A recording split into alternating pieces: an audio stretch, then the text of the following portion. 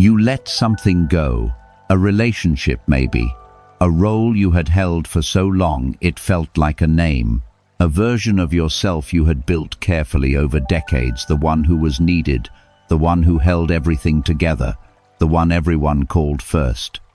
And you let it go, or you tried to. And then, for weeks afterward, you woke up in the morning feeling like something had been removed from your chest. Not grief, exactly. Not regret. Something quieter and stranger than both of those, a kind of lostness, a wondering. If this was the right thing, why do I feel so empty? We have been taught, most of us, that letting go is a virtue, that the wise person does not cling, that the healthy thing, the spiritually mature thing, is to release what no longer serves you and walk forward unburdened. We have heard this from books, from therapists, from the people who love us. We have said it to ourselves, standing in the kitchen at midnight, willing ourselves to mean it. But no one ever taught us the difference between letting go and losing. And when that line blurs, when we cannot tell whether we are releasing something or simply surrendering it, we do not let go. We hold tighter. Not because we are weak, not because we do not understand the teaching, but because no one has ever given us the language to tell these two things apart. There are 7 things Buddhism has understood about this, about the space between holding and releasing that most of us have never been told, not as instruction, not as a list of things to do differently, just as truth, offered quietly, the way someone might hand you a lamp when you have been standing in the dark for a while. This is quiet wisdom. Stay with me a little longer. 1. The confusion we were never corrected on. You have heard the words let go so many times they have almost stopped meaning anything. Let go of the past. Let go of what you cannot control.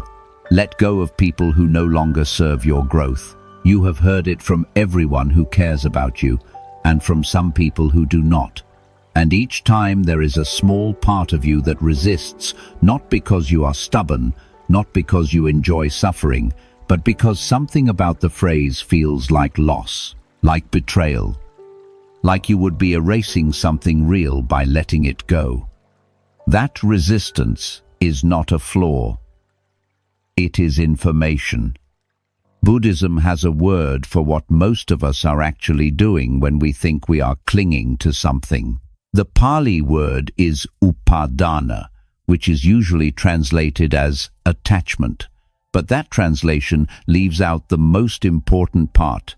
Upādāna is not just the act of holding something. It is the way the self wraps itself around the held thing and begins to take its shape. You are not just holding the marriage.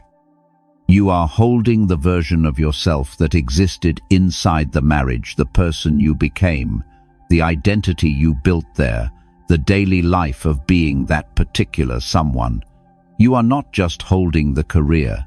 You are holding the person who had that career, the man who knew what to do in the morning, the woman whose opinion was asked for and valued.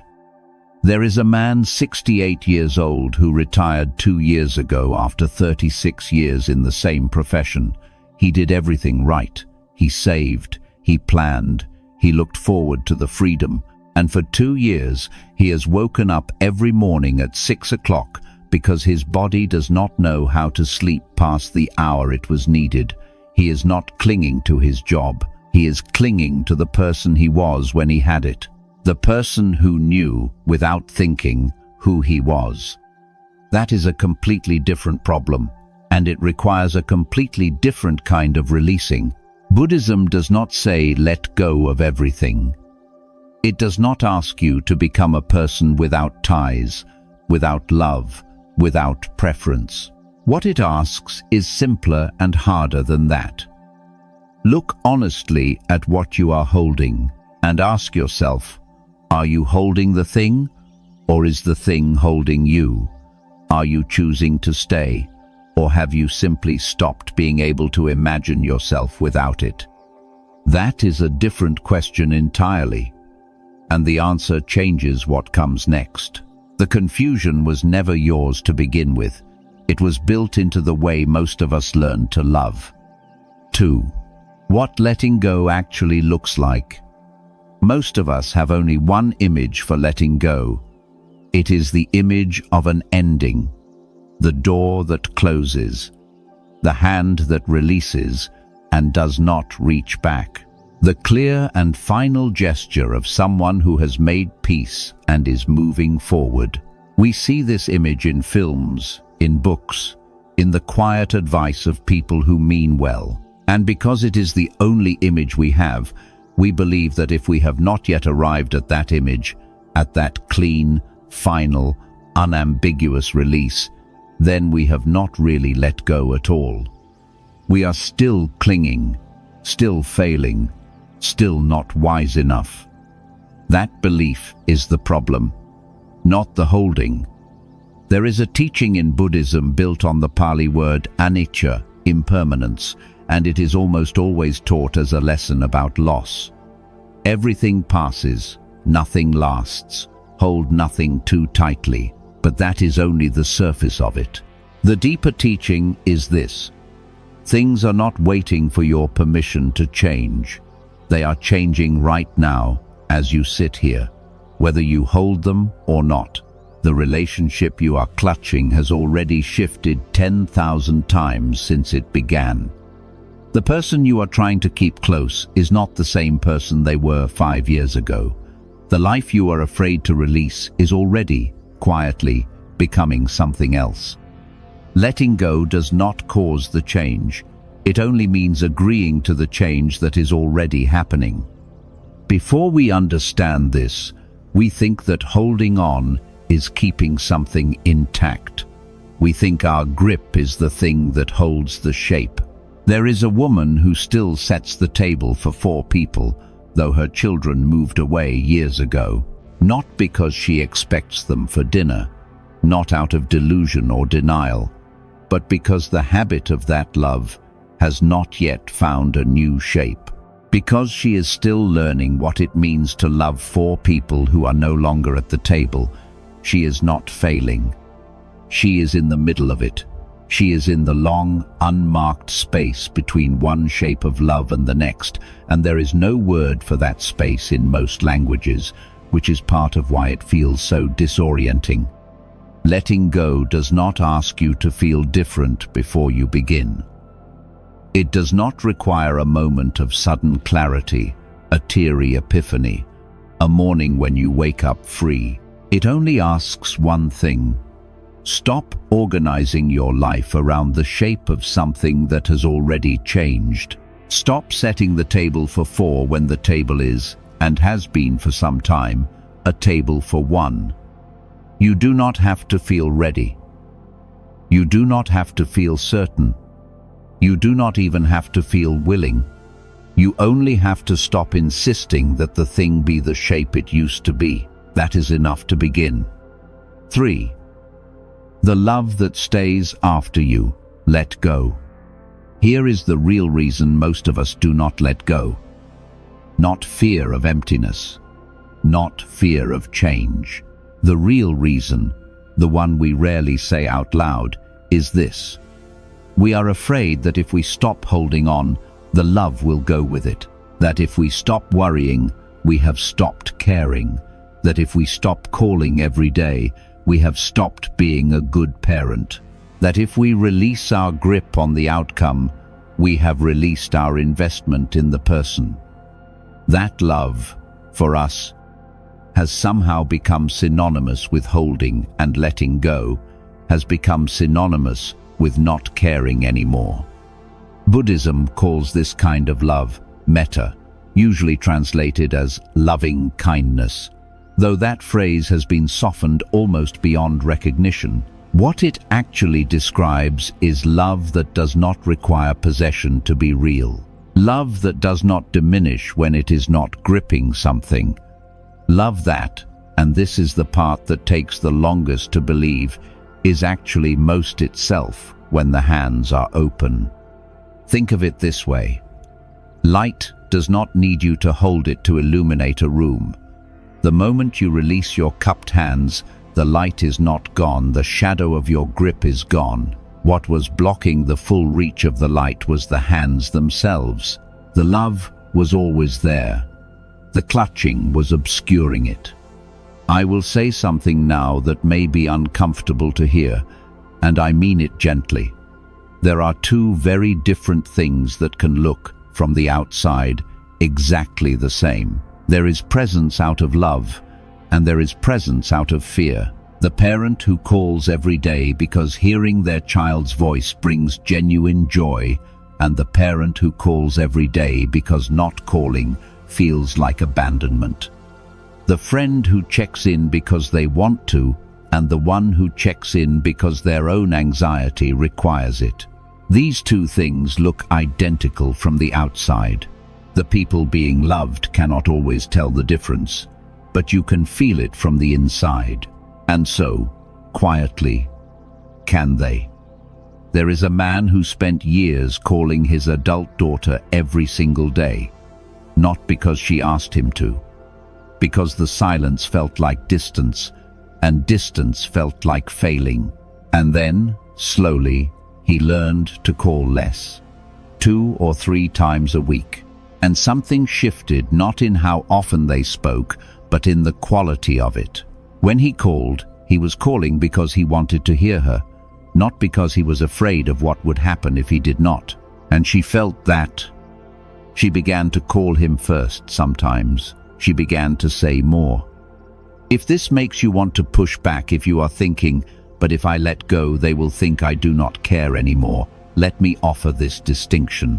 There are two kinds of presence.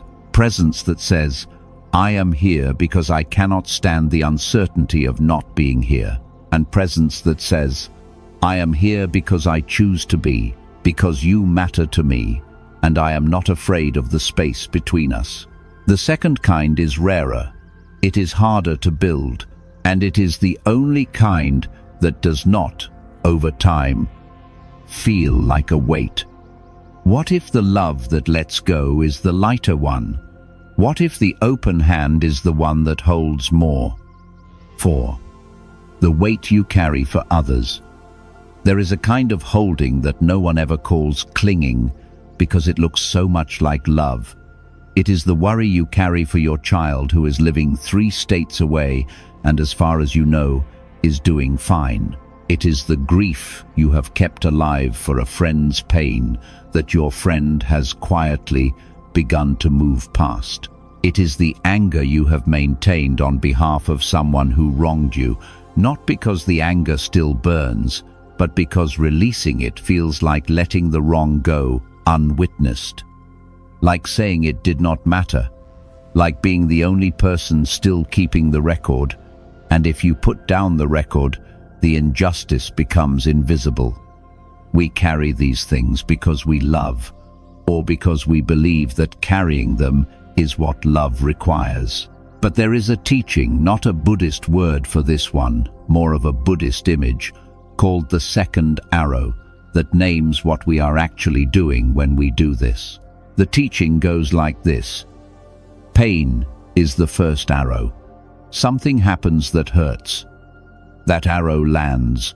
You cannot always prevent the first arrow, but then we take a second arrow and shoot it into ourselves by reliving the pain, by keeping it alive, by organizing our inner lives around the wound long after the wound itself might have closed.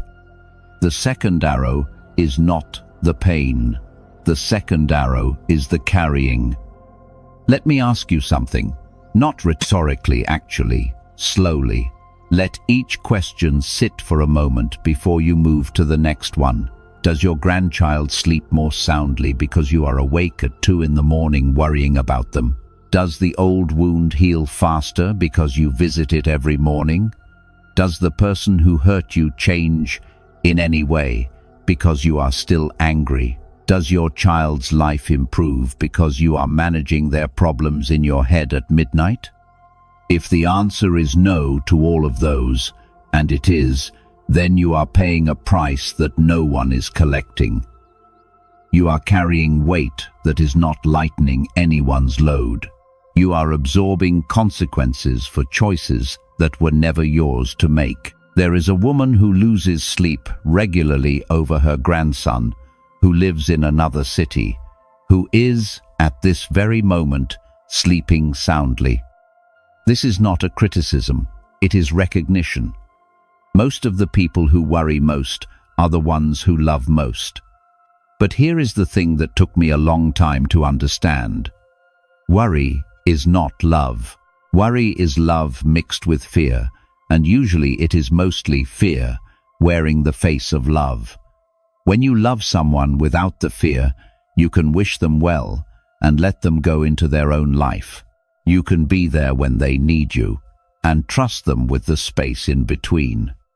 When you love someone with a great deal of fear mixed in, you need to be managing something, their safety, their choices, their outcomes, because the alternative, simply trusting, feels too much like abandonment.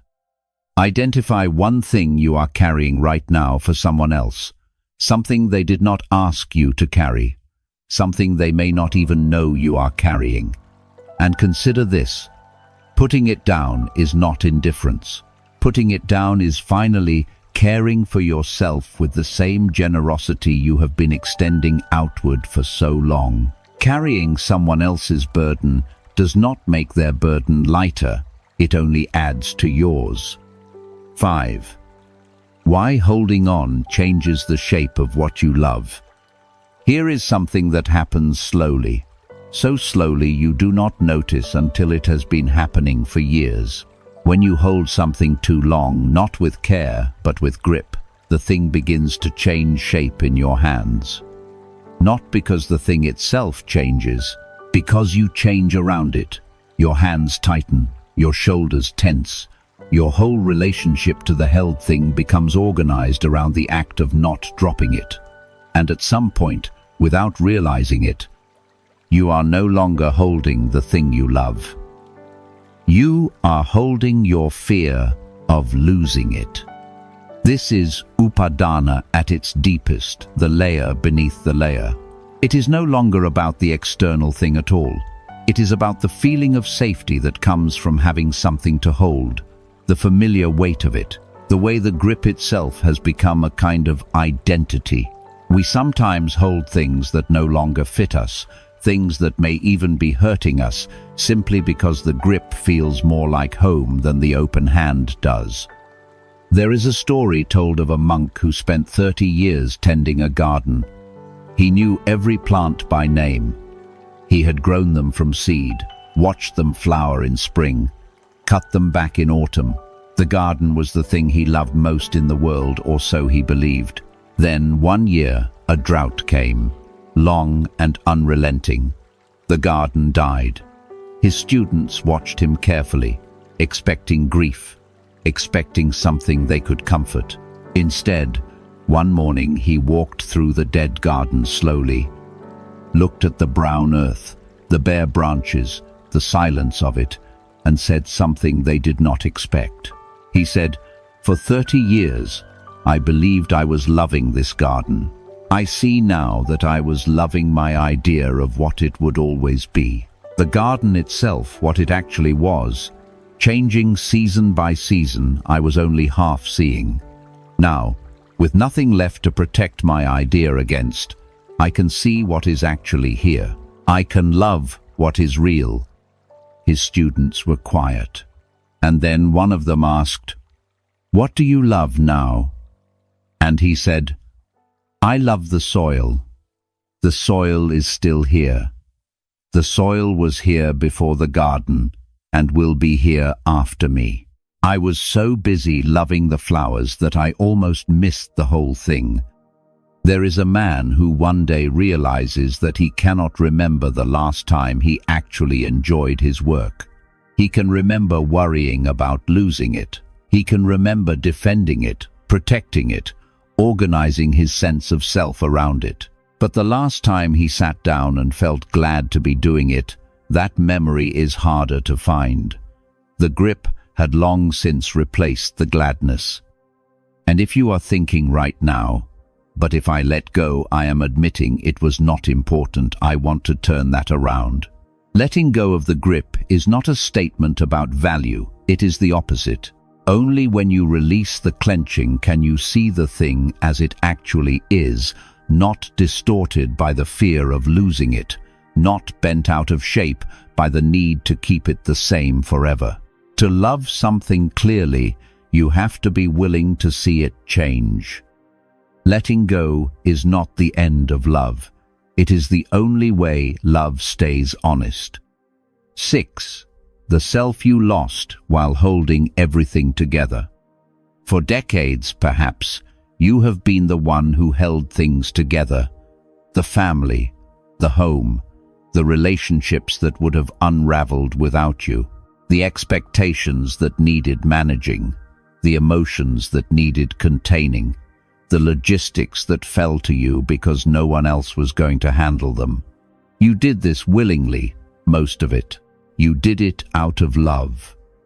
And somewhere inside all of that holding, there was a version of you, someone with preferences and quieternesses and things you enjoyed just for the sake of enjoying them, who got folded up and put away. Not because anyone asked you to put that person away, just because the schedule of holding everything left no room for them. That person did not disappear. They are still there. But they have been waiting a long time. Buddhism has a phrase for the kind of effortless action that comes when we stop fighting the current wu wei, which is sometimes translated as non-doing or effortless action. But what it really points to is this: the exhaustion that comes from swimming upstream, from spending enormous energy maintaining something that is straining against its own nature, from trying to be everything to everyone at the same time. Consider the tree, not as a lesson, just as an observation. It does not try to hold all its leaves through the year. When autumn comes, it releases them not because it has given up, not because the leaves stopped mattering, but because that is how the tree preserves what matters most: the roots, the trunk, the capacity to grow again. The tree does not experience this as loss. It experiences it as winter, as the quiet before the next becoming.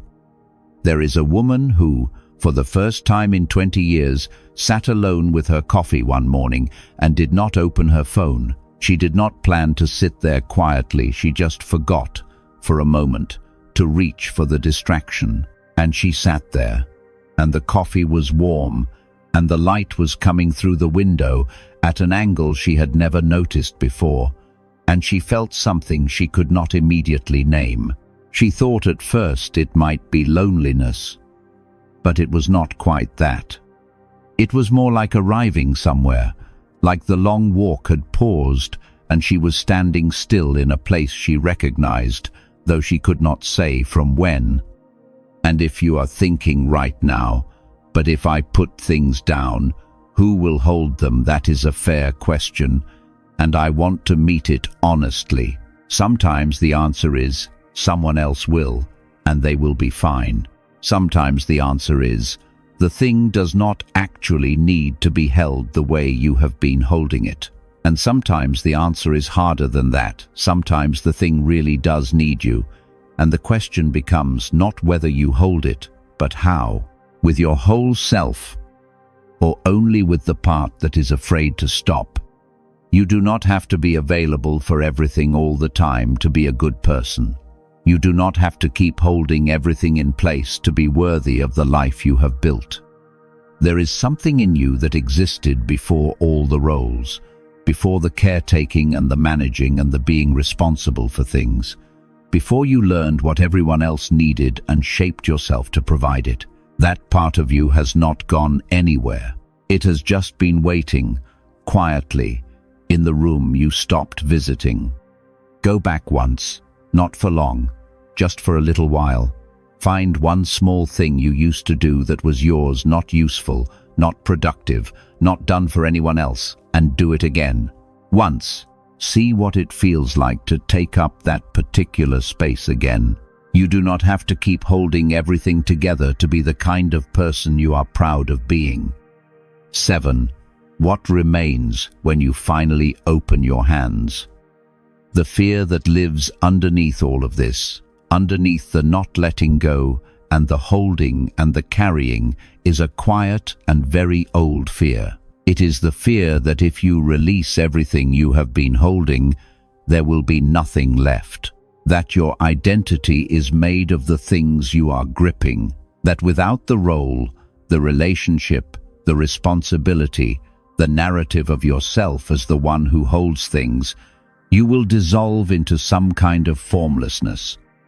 That letting go is not just the loss of the thing, it is the loss of the you who was holding it. This is the fear worth sitting with for a moment, not to dismiss it, not to argue it away, just to look at it clearly. Buddhism has a word for what it finds when it looks at this fear carefully. The Pali word is Anatta, no fixed self, and it is probably the most misunderstood teaching in all of Buddhist philosophy. Most people hear it and think, so I do not exist, so nothing matters, so there is no me. But that is not what it says. What Anatta actually points to is this. You are not the accumulation of what you hold. You are not the sum of your roles, your relationships, your responsibilities, your carefully maintained identities. You are something prior to all of that, something that was there before the roles and will be there after them, if you allow yourself to look. Before you were a parent, there was someone there. Before you were a spouse, before you were an employee, before you were the reliable one, the capable one, the one people counted on, there was someone there, curious, present, moving through the world without the full weight of all the held things. That person did not vanish. They were just buried under a long accumulation of necessary things. There is a man. He lost his wife after 41 years. His children had grown and moved away years before. He retired, and then he was widowed, and then he was left with the particular silence of a life that had been organized around other people for so long that he genuinely did not know what he preferred for breakfast, because breakfast had always been about what she liked. And one afternoon, he sat in the garden behind his house, not to do anything, not to tend it, just to sit, and he noticed that he was not thinking about what came next. For the first time in many months, he was not planning anything, not managing anything, not holding anything in place. He was just sitting in the afternoon light, listening to something moving in the grass, and he thought, oh, here I am. I forgot about this one. This is the one who was here before everything else, still here, still breathing. Letting go does not happen in one morning. It does not happen because you decided to, or because you understood something clearly, or because you read the right thing at the right time. It happens in small movements. It happens each time you choose not to pick up the worry that does not belong to you. Each time you let a silence be a silence instead of rushing to fill it. Each time you allow something to change without insisting it stay the shape it was. Each time you notice you have been gripping and quietly open the hand a little. Not all the way, just a little. Just enough to let some air in. What remains when you open your hands is not nothing. It is not the emptiness you feared. What remains is the person who was always underneath the holding present, breathing, older now, yes, but still recognizably yourself, still capable of being surprised, still capable of caring without gripping, still, even now, becoming. That is not a small thing. Tonight, before you sleep, not as an assignment, not as something to accomplish, just take a moment. Think of one thing you have been holding for a long time. You do not have to release it tonight. You do not have to be ready. You do not even have to want to. Just notice, that you are holding it. That is enough. That is the first movement toward everything that comes after. Because here is what 7 Buddhist teachings, taken together, keep circling back to. Letting go is not the same as losing. Losing is something that happens to you. Letting go is something you choose, not all at once, not without grief, but with the slow recognition that the thing was changing anyway, that the love does not live inside the grip, that the self does not disappear when the hands open. The people who have come through this, the long seasons of releasing, do not describe it as emptiness. They describe it more like setting something heavy down after a long walk. The arms ache differently after, but the aching feels, surprisingly, like relief. If this is the kind of conversation you want more of, not motivation, not answers, not 10 steps to a lighter life, just someone willing to sit with the harder questions and take them seriously, this is the place we do that. Subscribe if you want to stay. If something in this video opened something in you, a like helps more than you might think. And if you know someone who has been holding on for a long time, longer than it serves them, and they do not quite have the words for what they are carrying, share this with them. Sometimes, the most loving thing you can do is hand someone the language they have been missing. And I want to ask you one thing, directly. What is one thing you have been holding on to, not because it still fits, not because it still brings you peace, but because you genuinely do not know who you are without it? Tell me in the comments. I read everyone. You do not have to have an answer yet. The question is enough to start. There is a kind of freedom that does not announce itself loudly. It does not arrive with clarity or ceremony or the clean ending you imagined. It arrives quietly, the way warmth arrives in a room you have been sitting in for a long time, slowly, without drama, until one day you look down at your hands and realize they are open, and they are warm, and you are still here.